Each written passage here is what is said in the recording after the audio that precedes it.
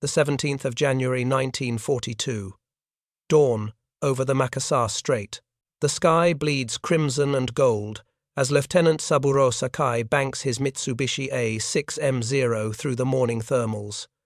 Below him, the Java Sea reflects the rising sun like a mirror of blood and fire. His gloved hand rests easy on the control stick light as holding a brush for calligraphy. 13 kills mark his fuselage. The leather of his cockpit still smells new. He has flown 200 hours in this machine, and in those hours he has learned a singular truth. Nothing stays airborne once his guns find their mark. The British Buffaloes fell like wounded geese. The Dutch bombers tumbled burning into the jungle canopy.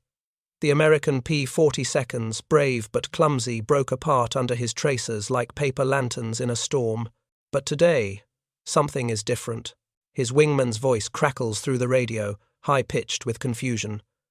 "Lieutenant, the Americans, they won't go down." Sakai squints against the glare. A formation of stubby, barrel-shaped fighters climbs toward them, their wings catching the light. They look ungainly, almost comical. Too fat, too slow. He has read the intelligence reports. The Americans call them Wildcats. American F4F.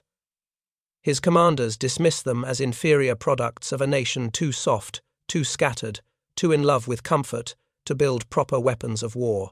The Zero is lighter by 1,000 pounds, faster by 50 miles per hour, more agile by every measurable degree. This should be simple work. Sakai rolls into his attack dive, the engine's howl rising to a scream. His gun sight brackets the lead Wildcat. At 300 meters, he thumbs the firing button. Twin 20mm cannon shells and 7.7mm bullets converge in a stream of fire. The tracers stitch across the American's wing route, the fuselage, the engine cowling. He counts 1, 2, 3 seconds of continuous fire. More than enough. The British fighters exploded at half that. He pulls up, expecting to see the Wildcat tumbling away in flames. It doesn't. The American aircraft shudders, smoke streaming from a dozen punctures, but it stays level, it stays flying, and then impossibly it turns toward him. This is the moment Lieutenant Saburo Sakai begins to understand that the war will not unfold as his nation's planners promised. This is the moment a truth harder than armor plate reveals itself. American engineering does not follow the same philosophy as Japanese craftsmanship, where the Zero sacrifices everything for grace and lethality, stripping away protection, fuel tank armor, even pilot survival equipment. The Wildcat embodies a different creed. It is built not to be beautiful, but to endure, not to dance through the sky, but to absorb punishment and return home. In the months to come, thousands of Japanese pilots will encounter this same bewildering reality in skies from Guadalcanal to the Philippines, from the Coral Sea to the Marianas. They will pour bullets into these ungainly American machines and watch in disbelief as they refuse to die. And in that refusal, in that stubborn, mechanical resilience, lies a parable about two nations, two philosophies, two visions of what a warrior and his weapon should be. To understand the shock that gripped Japanese naval aviators when they first faced the Wildcat in sustained combat, one must first understand the doctrinal certainty with which they entered the Pacific War. The Imperial Japanese Navy did not stumble into December 1941 unprepared or naive. For a decade, its strategists had studied carrier operations with scientific rigor. They had observed the tentative experiments of the British and Americans, noted the limitations of early carrier aircraft, and concluded that the key to naval aviation supremacy lay in a single principle: the offensive strike must be absolute. Range, speed, maneuverability, these qualities would allow a carrier group to locate and destroy an enemy before the enemy could respond. The aircraft that embodied this philosophy was the A6M0, introduced in 1940 and immediately recognized as the finest carrier fighter in the world. The Zero could fly farther than any competitor, nearly 2,000 miles with drop tanks. It could outclimb and outturn every opponent. In the hands of Japan's superbly trained naval aviators, men who had honed their skills over China and who trained with a severity that killed dozens in peacetime accidents, the Zero seemed unbeatable, and for the first 6 months of the Pacific War, it very nearly was. Over the Philippines, Malaya, the Dutch East Indies, and Burma, the Zero achieved kill ratios that shocked Allied intelligence analysts, 50-1 in some engagements, 70-1 in others. British pilots reported in near hysterical tones that the Japanese fighters could loop around you while you were still thinking about turning. But this dominance came with a hidden cost, a structural vulnerability woven into the very design philosophy that made the Zero so formidable. To achieve its range and agility, Mitsubishi's engineers stripped away everything deemed non-essential. The Zero carried no armor plating behind the pilot's seat. Its fuel tanks were unprotected by self-sealing rubber laminates. Its airframe, built from lightweight aluminum alloy, was so thin that ground crews could dent it with careless handling. A single burst from a heavy machine gun could ignite its tanks or sever critical control cables.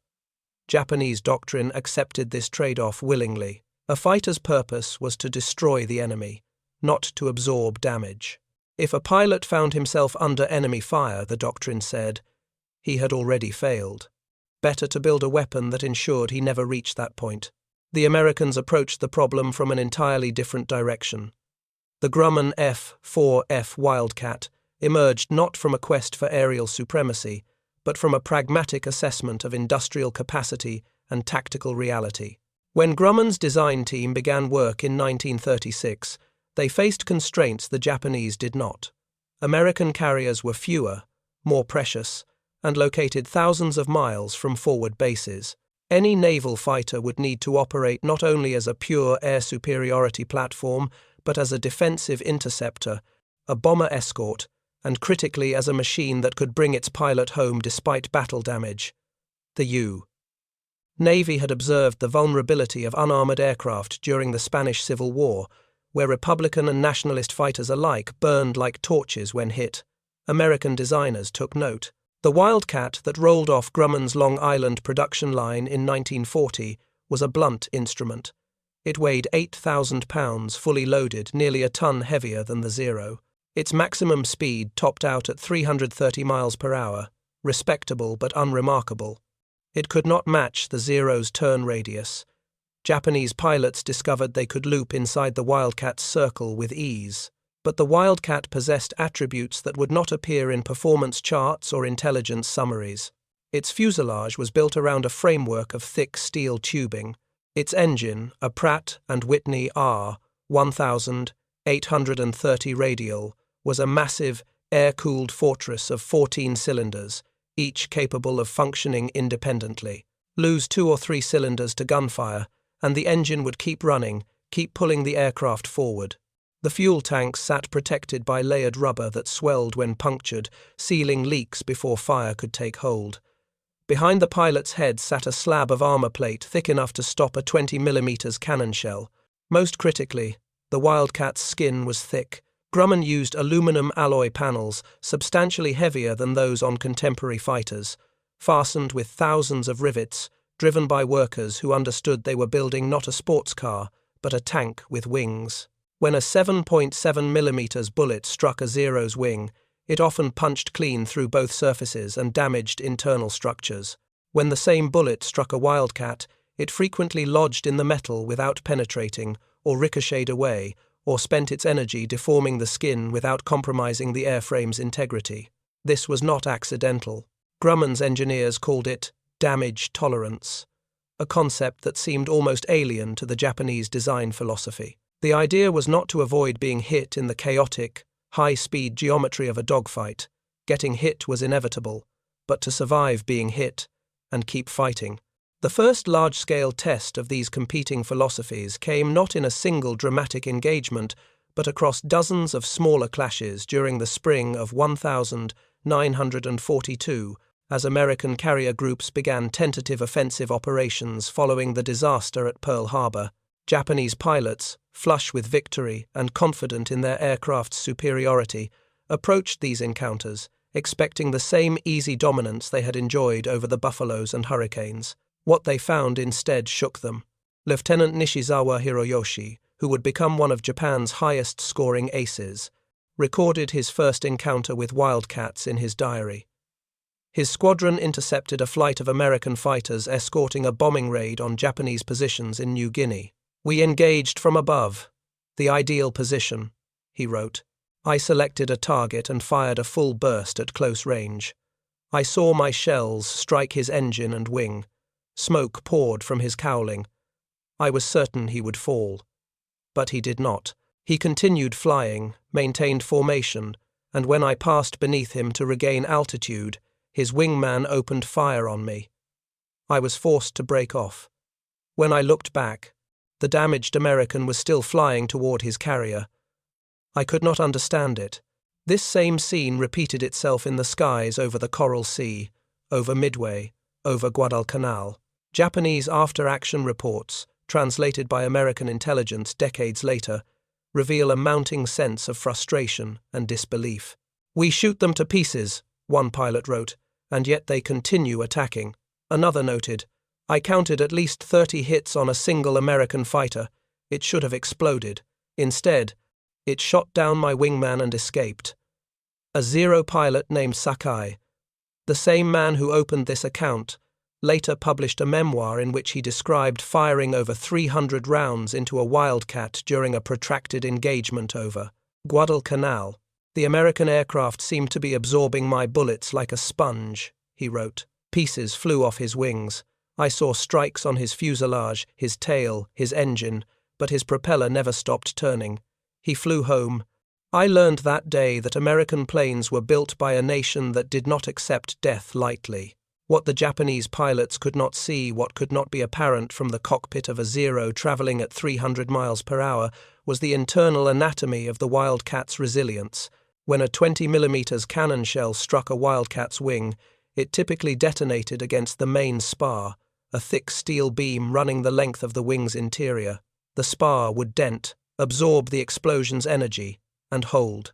The wing's control cables, recognizing this vulnerability, were installed in duplicate. If one was severed, the other maintained functionality. When bullets riddled the fuselage, they often struck non-critical systems, radio equipment, oxygen bottles, structural ribs, designed with redundancy in mind.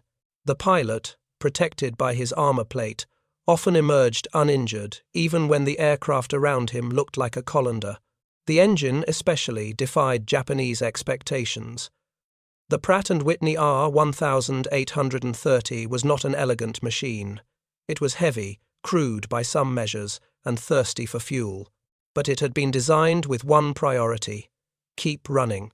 Its cylinders were arranged radially, cooled by air forced through fins by the propeller's wash. Lose one cylinder, and the other, 13, compensated. Lose 3, and the engine would still produce enough power to limp home. Japanese mechanics, examining captured Wildcats, marveled at the thickness of the engine's crankcase, the redundancy of its magnetos, the sheer mass of metal dedicated to ensuring the machine would not quit. One report, filed by a technical intelligence officer, noted, "The American engine appears over-engineered to the point of wastefulness. There is perhaps 50 kilograms of metal that serves no purpose but to add strength to already strong components. And yet, this waste is precisely what allows the engine to absorb battle damage."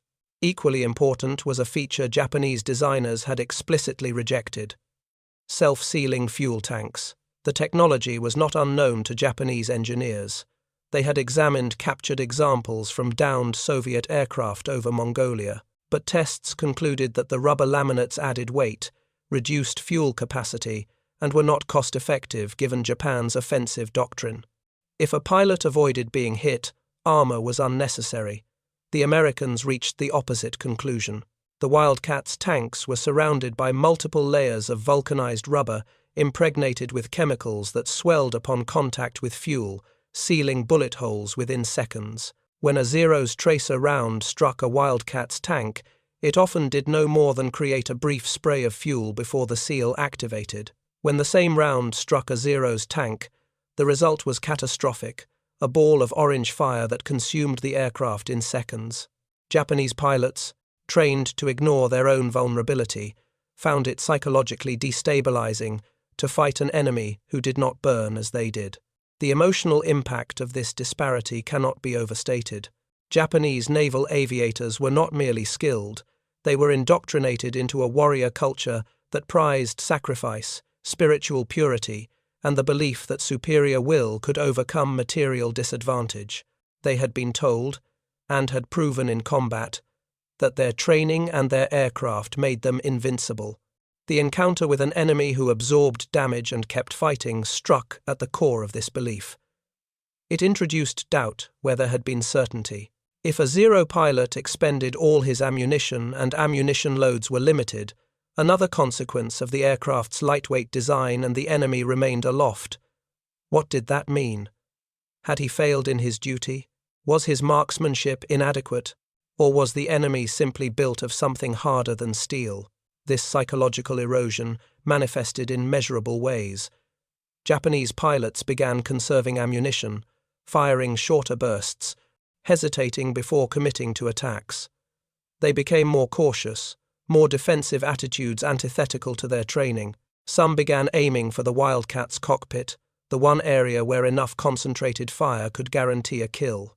But this required closing to dangerously short range, where the Wildcat's own guns, 6 50-caliber machine guns, each capable of firing 800 rounds per minute, could retaliate with devastating effect. The 50-caliber round, heavy and high velocity, could rip through the Zero's thin skin and ignite fuel tanks with a single hit.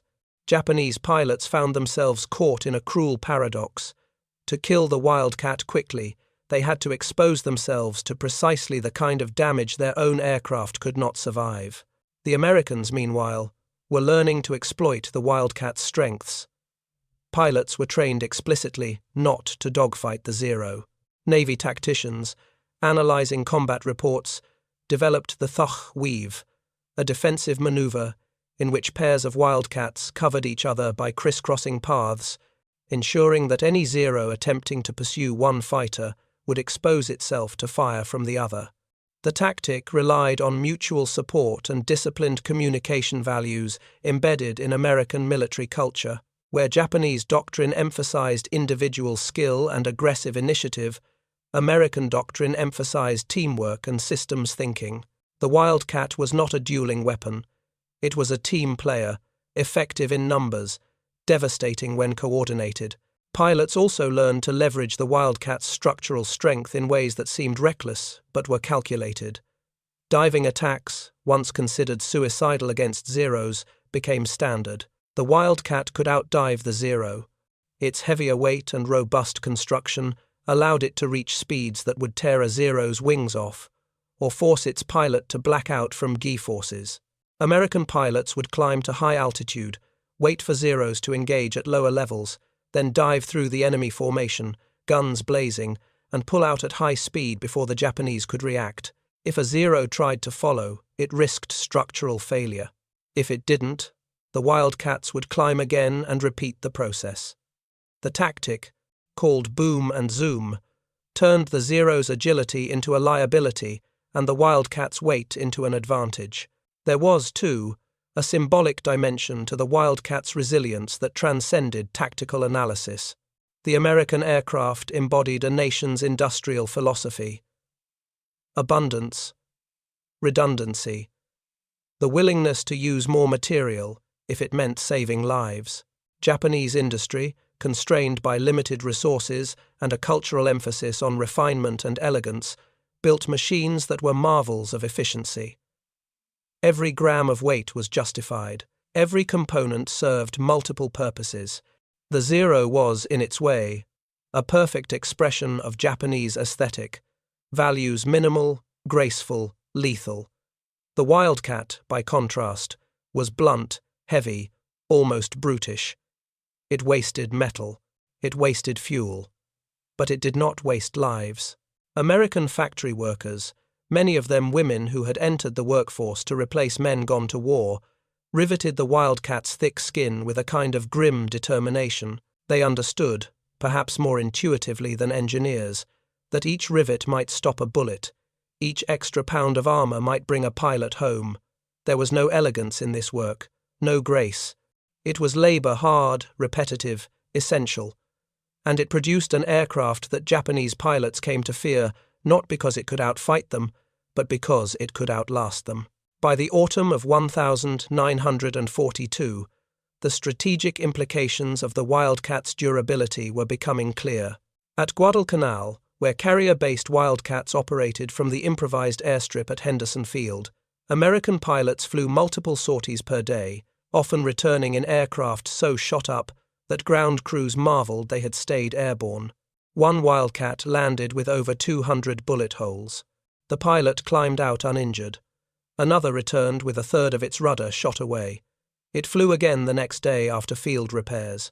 The Japanese, by contrast, struggled to maintain operational strength. Every zero lost to battle damage was a zero that could not be easily replaced. Japan's industrial base, already stretched thin across a vast theatre, could not produce aircraft at the rate America could. More critically, Japan could not replace experienced pilots. The same training regimen that created such skilled aviators was too time-consuming, too resource-intensive to scale. When a veteran Zero pilot went down, his experience died with him. The attrition rate told the story in stark numbers. In the 6 months following the Battle of Midway, the Japanese Navy lost over 500 experienced pilots. Many died not in dramatic dogfights but in grinding, inconclusive engagements where their ammunition ran out, their fuel dwindled, and their fragile aircraft, damaged by gunfire they could not avoid, fell into the sea on the long flight home. American losses were severe. Too, the Wildcat was not invincible, and Japanese pilots remained formidable, but the Americans could absorb those losses. Replacement pilots arrived from training programs in the United States. Men who had flown hundreds of hours before seeing combat. Replacement aircraft rolled off assembly lines in Long Island, in Maryland, in California, faster than they could be shipped across the Pacific. The industrial disparity that Japanese planners had acknowledged but underestimated was revealing itself not in a single climactic battle, but in a slow, relentless grinding down. Japanese intelligence officers, examining the trend, filed increasingly desperate reports. One, dated November 1942, noted, "The American Grumman fighter, previously assessed as inferior, is proving unexpectedly difficult to destroy. Our pilots report that even when heavily damaged, these aircraft often return to base. This resilience is affecting pilot morale. Recommendations: develop heavier armament for the Zero or deploy aircraft specifically designed to counter the Grumman." But these recommendations went largely unheeded. Japan's industry was already operating at capacity. There was no excess material for heavier guns, no spare engineering talent to redesign the Zero without sacrificing its range and agility. The doctrine that had brought such swift victories in the war's opening months had become a cage. The symbolic object that threads through this narrative, the recurring motif that represents more than itself, is the rivet. It is an unglamorous thing, a fastener, one of thousands identical to it, driven through metal by a pneumatic gun in a Long Island factory. It holds nothing alone. It is only in aggregate, in the collective strength of 10,000 rivets, that it creates integrity. The rivet does not shine. It does not inspire poetry. But it stops bullets. It holds wings together when cannon shells have chewed through aluminum.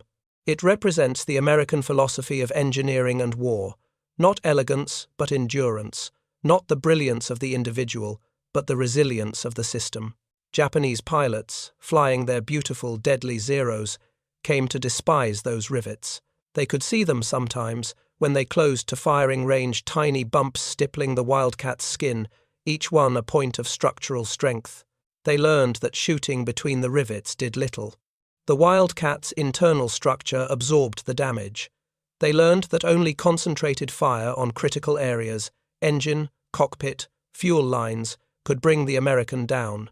And they learned that achieving such precision under combat conditions, while dodging the Wildcats' own guns and managing their own aircraft's fragility, was exhausting, demoralizing work. There is a documented account from a Japanese pilot, Lieutenant Shigematsu, who survived the war and spoke to American historians in the 1,960 seconds.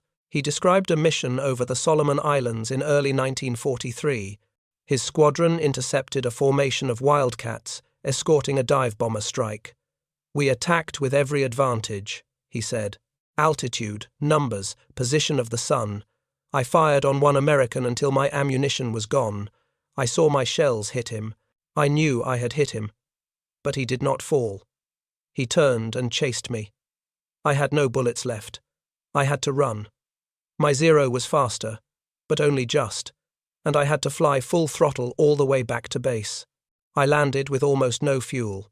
The American, I later learned from intelligence, also made it back to his carrier. I thought about this for many days.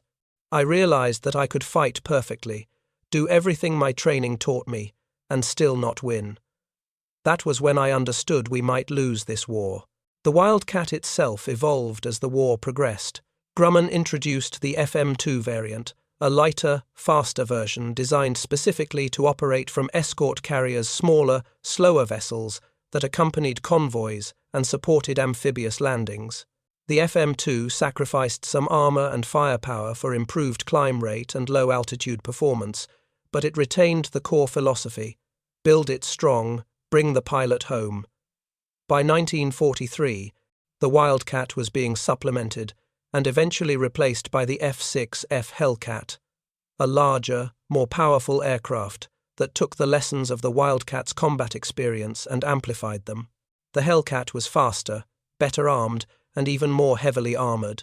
It would go on to achieve a kill ratio of 19-1 against Japanese aircraft, the highest of any American fighter in the war. But the Hellcat's success was built on the foundation the Wildcat laid: the understanding that survival and resilience were not secondary considerations, but tactical advantages.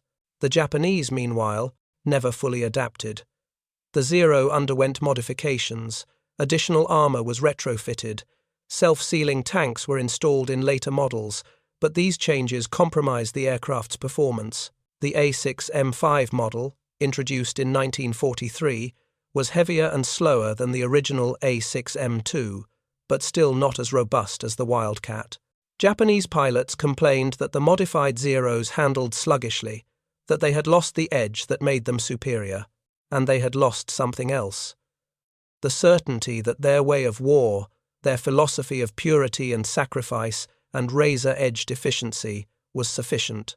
The psychological weight of that loss cannot be measured in statistics, but it appears between the lines of combat reports, in the increasingly cautious tactics, in the declining morale noted by Japanese commanders, in the rising rate of accidents and aborted missions. There is a poignant detail in the technical manual for the A6M0 issued to pilots. It includes a section on fuel management, instructing pilots to lean the mixture, reduce throttle settings, and extend range at every opportunity. It does not include a section on battle damage repair, because the assumption was that a damaged Zero would not return. The Wildcat's manual, by contrast, includes detailed instructions for in-flight damage assessment, emergency procedures for engine failures, guidance on single-wheel landings, and checklists for hydraulic system failures. The difference in these documents encapsulates the difference in philosophy. One aircraft was designed to strike and vanish. The other was designed to strike, absorb, endure, and return. The war's later years brought engagements that hammered home the cost of Japan's design choices. At the Battle of the Philippine Sea, in June 1944, Japanese carrier aircraft, still predominantly Zeros, launched a massive strike against the American fleet. American pilots, flying Hellcats, and the remaining Wildcats intercepted them in what became known as the Great Marianas Turkey Shoot. The Japanese lost over 300 aircraft in a single day. American losses were fewer than 30. The disparity was due to many factors: superior American radar, better fighter direction, improved tactics, and a growing skill gap as Japan's veteran pilots were killed and replaced by poorly trained novices. But the fundamental vulnerability of Japanese aircraft, their inability to absorb damage, was a constant, critical factor. American gunners on ships reported that Japanese aircraft often exploded with a single burst of anti-aircraft fire. Pilots reported that Zeros, when hit, disintegrated or burned instantly. The Americans, by contrast, lost aircraft primarily to catastrophic damage. Direct hits that no amount of armor could deflect, not to the accumulation of moderate damage that the Wildcat and Hellcat could shrug off. There is a certain tragedy in this. The Zero was not a bad aircraft. It was, in many respects, a magnificent one. Its designers were not incompetent. They were brilliant engineers, constrained by limited resources and a doctrine that prized offense above all. The pilots who flew it were not cowards. They were among the bravest, most skilled aviators in the world. But they were trapped by choices made before the war began. Choices rooted in a worldview that did not account for the kind of grinding, industrial, attritional conflict the Pacific War became. They were artists in a war that rewarded engineers. They were swordsmen in a war fought with sledgehammers. The Wildcat, ungainly and blunt, represented something its designers might not have fully articulated but understood instinctively. That in modern war, survival is a weapon. That the ability to take a hit and keep fighting is not a defensive trait but an offensive one, because it allows you to press attacks that would be suicidal in a frailer machine. That bringing pilots home means those pilots fly again tomorrow, and the next day, and the day after, accumulating experience, teaching new pilots, becoming better. The Wildcat was not designed to win dogfights. It was designed to win wars. In the epilogue of this story, long after the guns fell silent, there is a final image worth contemplating. In the 1,950 seconds, a salvage crew working in the waters off Guadalcanal recovered the wreckage of a Wildcat from the shallow seabed. The aircraft had crashed during the campaign, but it had not burned. When they hoisted it onto their barge, they found it remarkably intact. The engine was corroded, the control surfaces rotted, but the fuselage remained structurally sound. They counted the bullet holes. 163. The pattern of damage suggested the Wildcat had been attacked by at least 2 Zeros, possibly 3, in a sustained engagement. It had been hit in the wings, the tail, the engine cowling, the fuselage. And yet, examining the cockpit, they found no blood, no sign of pilot injury.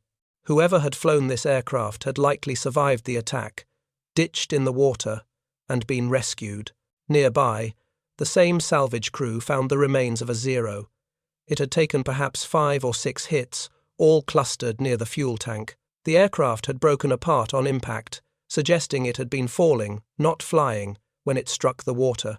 The pilot's remains were still in the cockpit. These two wrecks, lying so close together on the ocean floor, tell the story more eloquently than any after-action report. One aircraft absorbed over 100 hits and delivered its pilot to safety. The other took a handful and became a coffin. The difference was not courage, not skill, not will. It was a choice, made in drawing offices and factories thousands of miles away, about what mattered most: the purity of the weapon or the survival of the wielder. The Wildcat's legacy extends beyond its combat record. It taught American designers that resilience was a design goal, that pilots were assets too valuable to waste, that wars were won not by the most elegant solution, but by the most enduring one. These lessons informed the Hellcat, the Corsair, the Thunderbolt, the Mustang, every American fighter that followed.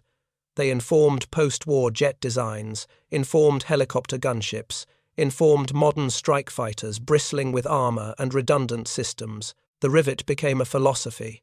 For the Japanese, the lesson came too late.